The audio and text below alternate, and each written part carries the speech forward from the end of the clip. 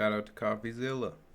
Hawk Tuah Girl's back with a released podcast that was immediately disavowed by nearly everyone in it who said, oh, we think there might have been insider trading involved. The podcast was not supposed to go live. They f***ed it up every step of the way. They leaked the podcast, and then they f***ing posted it when it was supposed to be canceled. They f***ed it up twice, and the third was the launch itself. Accusations flying.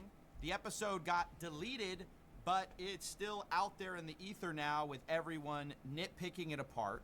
It's kind of a complete disaster for the Hawk Tuah team, and I found even more kind of wrong with it. I want to go through it because, yes, we do get mentioned in it, sort of as the boogeyman of crypto. We're going to get you if you got the coin. We might come after you. Coffeezilla got on there. Scary guy, let me tell you. Don't ever want to have a conversation with him. Whoa. Don't ever want to have a conversation with me. Guys, I'm not intimidating. I don't know what's the problem here. I'm Joe Rogan in Chicago, guys. It's not a striking figure here you're going to be scared of. If you meet me in person, you're not going to be like, Relax. It's fine. Just get on the call. Let's have a conversation. I don't understand.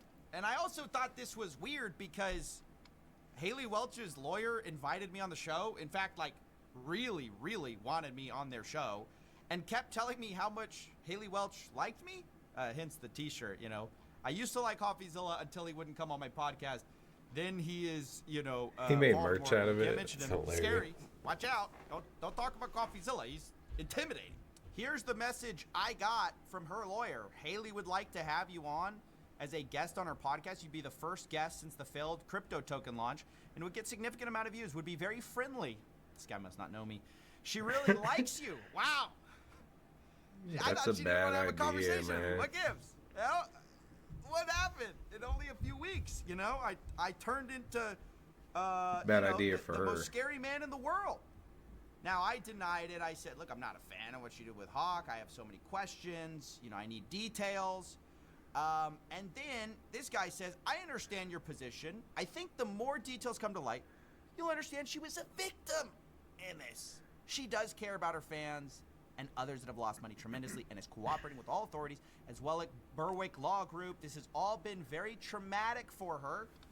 And very basically come on the show, please. You are the podcast's top priority for the first episode in 2020 in the world.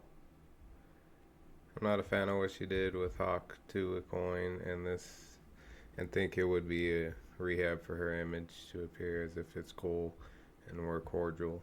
I won't pretend as if it's no big deal what happened for views. It was a huge scam, and I disagree massively with it. I do still have questions that have remained unanswered.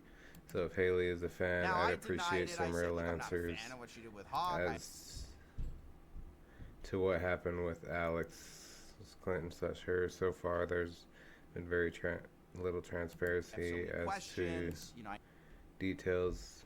But won't do a podcast when so much is wrong with what happened. I need details.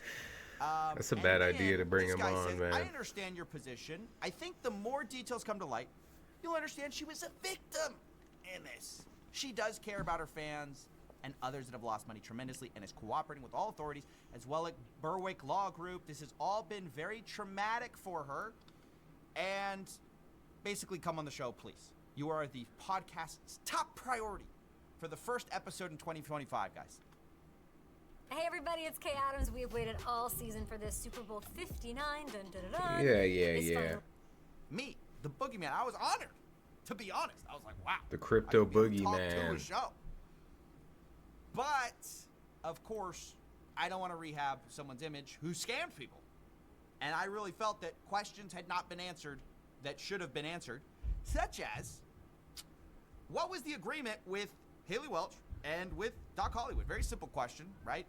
Basically, Haley Welch's position is, I was a victim.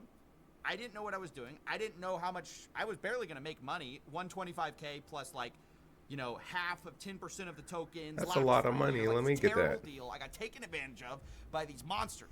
That was kind of their position. And all I wanted to know was, that's a lot of money, man. Give me the contract. Show me that is true. And unfortunately, they were not able to give it. He's not in a position to share it, he says. I'm sorry. I said, can't verify anything you say then.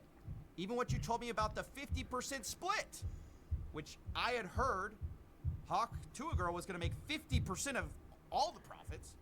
And he kind of told me, no, that just applies to the tokens. So I was like, oh, well, maybe she's less of a stakeholder in this than I thought. I don't know. I even pinned a comment on it, which we'll talk about. I said, no idea if that's real. He says, come tape the podcast and I'll let you read it. I thought this was really skeevy. I thought that's weird. And not even like let me post it, but just read it. Bribing him to come on. That's super on. weird. And in general, I find that in these situations, going on people's podcasts where I've reported on them, they are highly likely to do sketchy editing, to try to kind of control the situation so they look as good as possible, obviously. But I'm just not I don't think that ever makes sense. Like for me, reporting on a scam to then like go on their podcast. It that's kind of. So I say no. No, thank you. I appreciate it. Well, they bring FaZe Banks on because FaZe Banks is like closest thing to doing what I did as well on the live stream. He also confronted Doc Hollywood. Did Banks go on? He was sort of one of the people that broke the news. So I thought, okay, that's a pretty natural guy to bring on your podcast. Now, FaZe Banks reached out to me and said, hey, I'm probably going to do this podcast. Do you have any questions that you'd like to get answers to? I said, yes, I do. I'd really like to see that contract. Now, spoiler alert, FaZe Banks didn't get to see it either. They didn't get to show it. They're not going to show that. But he also told me, look, we're going to tell everyone, do not talk about this show. It doesn't work if you talk about it because people are going to front run the coin. That's sort of how you guys got into this mess.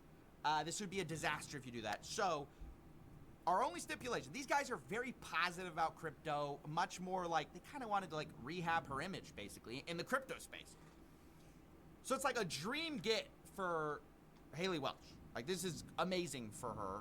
And because FaZe Banks is basically going to like make it be like, oh, well, you didn't really mean to do that, right? But, he's going to ask some questions, whatever. Well, turns out that didn't go so well. Because when this podcast went live, I thought maybe things went well. Turns out it didn't. Because Banks released this. He said, I agreed to do our first podcast back. I had heavy stipulations of not letting the market get manipulated. I think that's basic. Her team finding a real solution regarding the money she made. Those were non-starters. These people leaked or insider traded the token. We noticed a random spike in volume on the coin the day we did the podcast, along with random messages asking if we did the podcast. You're trying to do it. Somebody front ran the podcast to buy Level 2 rug because they pull. knew, ooh, everyone's going to like it when they release this podcast. Let's front run the coin. Run it back. Horrible. It's like, what, do you want to re-victimize people? So Literally. They call off the pod. They're like, look, even the people most charitable towards Hawk Tuah say, we're out. We're done. But today, the episode got leaked. Apparently, there was an agreement. The podcast is never going out, but today it got leaked. I say that because some of the accompanying clips that got clipped seem to be good for Haley Welch. Like where she cries, about the rug pull, and people were saying maybe they kind of another scam, right, from this leaked show. Here's Dexerto saying Haley Welch broke down in tears while talking about the alleged rug pull of her. I want to start by saying thank you to all my true fans and all the people that actually watch my stuff and they keep up with me. We're trying to sort out all the pieces and stuff to like get all this figured out and make everything right. Oh my god, I'm gonna cry. No, don't cry. Don't cry. Everything's gonna be good. We're gonna be good. No, you're not. FaZe Banks. Look at her face. FaZe Banks canceled the episode. Are you guys getting that? He was like, I can't be a part of this, and they posted the clip. I can't believe it. That's unbelievable. Do y'all understand how insane that is? How this idea got brought to me, it was supposed to be like what do they call it, a long-term coin. And the guy that ran the account, he was like, oh, we're going to change like the way everybody thinks of crypto. Crypto's going to be a good place. And I feel really bad for all the people that got affected by it, and it just didn't go the way I planned. That's right, guys. Haley Welch is very sorry. She wants you to know she did not intend it to go that way. And that podcast clip, yes, it wasn't supposed to Sorry happen. for stealing don't know how. millions of dollars. I approached, of course, the guys behind it, and they said it was an editor mistake. Oh, oops. Yes, the guys who interviewed us thought we may have insider traded the coin, but this guy says he vouches for the internal team, saying it was none of them. And Better, which is Jake Paul's team, I guess, no way they would ever do something like that, guys. Believe us. We will likely never know the info leak. The clip posting leak today was an accidental by Better's editor who had the episode in the YouTube queue waiting on approvals to release. Sintra has just released AI employees. Come on. It has me terrified. Meet your team for all core area. Now, I don't know if this is true or false. I thought the weird thing about this video is that, like, everyone has had, anyone in media who's, like, had a sensitive episode recorded, you don't, like, do all the work if you think it might get canned. Like, obviously, right? These people not only edited the show, they put an ad in the leaked version of the episode, okay? So I'm not saying it didn't leak. I'm saying it's highly convenient. This started. Game Time believes in me, y'all, and I believe in them. Game Time's more loyal than most of y'all's They fans leaked out it here. on Yeah, their some own. of those guys just leave it the first opportunity they get. Not Game Time. Not Game Time, guys. Game Time wouldn't leak an episode on you. So that's just the start of this atrocious Another money episode. grab. But now that it's out, I did take a look at it, and it made me think twice about something that I've been trying to get to the bottom of for a while, which is that contract. The contract I keep asking about. Who She's was making supposed millions to make off of the going money, hot. Dude. right? That's always the question in a case like this. That's Hot what the boogeyman wants Tuah. to know. I got to know who to scare. I got to know whose bed to get under to scare them at night. And I've been repeatedly asking this, and as I've said, basically their position is that she was just the small fry. She was the dupe. She was the person who got tricked into promoting this thing, right? This scam. But there was a certain thing she said that confused me, because I've heard two things. I've heard Haley Welch is getting half of everything, which is she's not the mark. She's like one of the main players. Or two, she's basically getting $125K and nothing else. Well, I heard this during the show, and it made me think, interesting. Like half the money, it was supposed to go like into my charity. That's really why I agreed to do it. Did you hear that? Like half the money. Half the money. Now, that's very interesting. That's very different from what we've been told, which is like, oh, it's just $125K. I don't know if the part about the charity is true, that it was all supposed to go to charity. Maybe it's true, maybe it's What not. charity? Again, Her that's bank why account? I keep asking about the contract. Now, I went to their lawyer, and I was like, look, I don't understand the secrecy with the contract. You could settle this so easily. This guy says, I'm on a phone call. Then he says something he's been saying the whole time. As I've said, the 50% of net proceeds, that's apparently what she's talking about, half the money, was from the mutually agreed upon allocation of tokens. 10% locked for 1 year with a 3-year vest thereafter. Memetic, which is Doc Hollywood, was to get the other 50% of the 10%. So not 50%, only like 5%, 1 year locked up. That's a terrible deal if you guys don't know that. And then he says her intention was to give her side to charity. We never got far enough down the road to make those questions.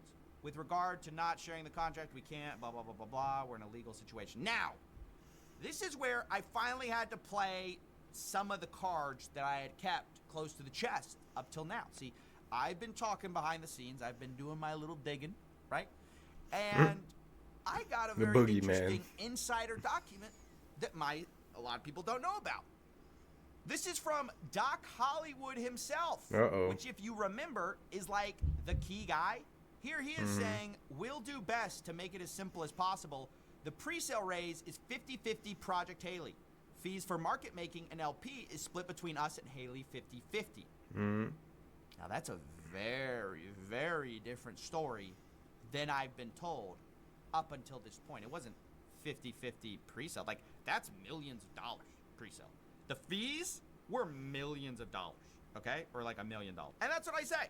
Story's very different. This guy says, I think you can safely distrust anything coming from Doc Hollywood's mouth. He's denying it. He's saying, that's not true. And then he says, look, I just can't have the contract published online, willing to let you see it with your own eyes. and saying that's why he was going to let me see it on the podcast. I said, well, these messages were prior to the failure of Hawk Tuah coin.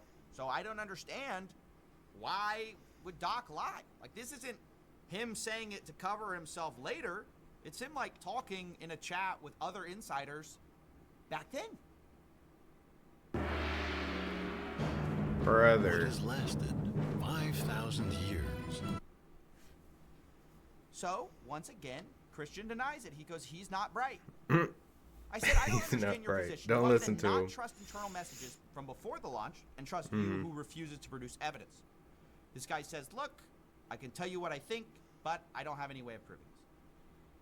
I then say, you said on the podcast you negotiated the contract personally. I negotiated the contract with the company. I don't get why Haley would benefit from such a bad contract if what you said is true. And this is really how I feel. Half of 10% of tokens plus 125K makes 0 sense for someone who's bringing in all of the name recognition. Like, you're bringing the whole thing and you're getting this, like, measly piece of the pie? It doesn't check out. Like, 125K is Without her, the money, coin but they isn't a made thing. like $4 million. So then he says this. The contract says she was paid 125K on signing, 200K within 30 days of launch. Interesting. We didn't know that. And 50% of the net proceeds of the project with mutually agreed upon tokenomics. The tokenomics we agreed to were for half of the 10% of the tokens. Now, I want you guys to realize that what he just said is backtracking on what he's been saying the entire time. Which he's been saying the entire time, oh, it's just 50% of the 10%. 50% of the tiny amount of tokenomics we're going to eat. No. What he's saying here, finally, he's giving us the real story. It's 50% of the net proceeds of the project, period. That is completely different from what they've told me.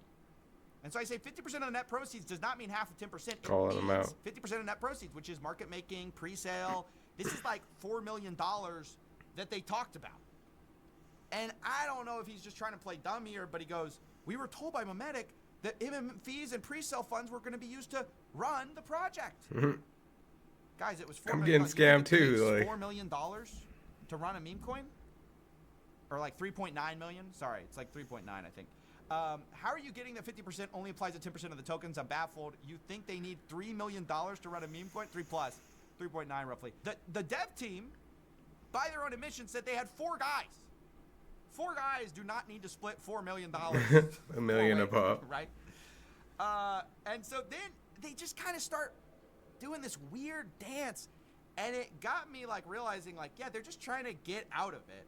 Like, if you think for a second they would have said, oh, we only want the 10% if this project succeeded, you're mistaken. They would have asked for the millions of dollars. Now they're saying it because that money's getting them in trouble, right? There's a lawsuit about that money. So they're saying, oh, we weren't entitled to that. No, that's not us. Christian Baker said, we didn't even know the amount of money raised from the pre-sale until launch. I say, yes, but you're entitled to that per the literal contract. Also, we were told Meteora was on a de-escalation schedule from 15% down to 1%, and that would happen one after launch. Obviously, that didn't happen. And he said, my understanding is that a large tranche of the pre-sale money was put in the LP. We didn't have the access to the dev. We don't know what wallets. We were also told pre-sale tokens would be on a 1-month lock, 1-year vest. That didn't happen either. And so once he's again, saying that he got scammed this is where too. I have to play some of my cards. Because like I said, I've been investigating this. I'm being told, oh, we weren't going to make any money. And I'm just trying to say, like, you guys aren't the victims. I hope you guys are understanding that this is kind of my feeling in all this. They're trying to be like, oh, we barely made a dime. And that's just not true. Like, that's not what they stood to make.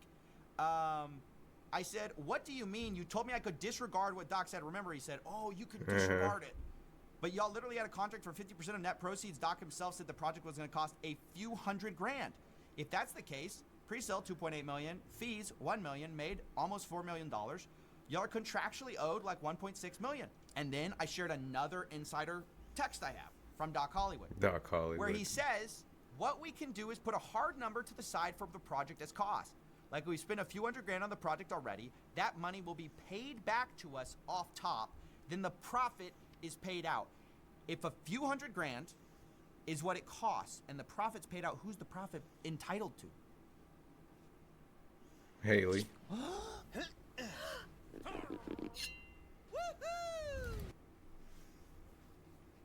Hawk Tuah girl. That's who it is. Yeah, and we're all exactly. being gaslit about like, oh, I'm the victim. I stood to make no money. Wrong. You wanted to make no money after you realized the money is like being scrutinized and being sued over and possibly being looked into by law enforcement. Like, we don't know. So this literally drives me crazy. And then he goes, where is this from, if you don't mind me asking? I say, well, it's an insider chat, allegedly between Doc and the team members. And then he says, you're right that as it stands, she may be entitled to whatever amounts. However, she was supposed to have mutual approval on tokenomics. Her not being given the opportunity to approve the transaction fees, SAFs, and pre-sale identities led to the end result. So literally, he's admitting that he's been not telling the truth about how much money they stood to make. You're right. She may be entitled to millions of dollars from a scam. Like, what? I can't believe they said this. It's insane. So that was a huge revelation. Oh, it's a scam? Who would have thought? Got that out of them. They've been saying this whole time. They even said it during the pod. This guy kind of did this whole thing of like the back end. Oh, the back end, it's only like 50% of 10% locked up for a year. And when the managers take their cut, it's like this tiny amount of money. Back then, there was a 10% allocation of the token that would be on a 1-year lock and then a 3-year drip after that. Of that 10%, half of that was supposed to go to the company that created the project and half was to go to her. So out of 100% of the token, she would have had 5% at the end. Obviously, she has lawyer, manager, business manager, so even that 5% would have been cut down by over a quarter. I just found this unbelievable. They're playing the victim. Her own coin, 5%. That's kind of my problem with this whole thing. Look, man. I can believe a lot of plausible stories here. Now, I really don't believe anything they tell me at this point, but I could be convinced that this might be the case. Maybe it's the case that Hawk to his team was under the impression that all these pre-sale investors were locked up for a month, right? That's what they told me. Again, I don't believe them necessarily, but it's plausible, right? I asked him, when did you learn that the insiders had 0 lockups? He says, when they started dumping. I was told all along the SAFs had a 1-month lock, 1-year linear vest thereafter. I can tell you what I think happened, but I don't have any way of proving it without seeing the SAFs. I have the SAFs, so I can tell you what happened. The pitch deck did say it was a 1-month lockup, okay? And then you get the SAFs, the actual token agreements with like the real investors. No lockup. That's how it all kind of went down, fellas. They lied and they deceived people with fake investment lockups. Like they gave a pitch deck that was not really what the pitch deck ultimately turned out to be. Whether that was a last minute change, whether there's some great way to explain it, I don't think there is. But look, you can believe that, right? But Haley Welch's team this whole time has been acting like so unbelievably dishonest in how they're framing all this to try to make her look like as sympathetic as possible instead of admitting, like, actually, we did have some complicity in this. Maybe we should have asked more questions. We did stand to make way more money than we've let on in a lot of these interviews and with journalists. Right. And we haven't been exactly forthcoming about that. So it makes it hard to be charitable, which kind of they're wanting you to be if we can't see these contracts, if we don't know what they knew, right, at the time when all this stuff happened. And it clearly was a scam because the pitch deck said one thing. They said it was a lockup. The SAFs said it wasn't a lockup. But it's hard to be charitable, right, when this is kind of the way they're interfacing. Even with the FaZe Banks crew, who wanted to be charitable to her pretty explicitly. Like, they were like, look, even when they talked about me, they're like, hey, it's not going to be that.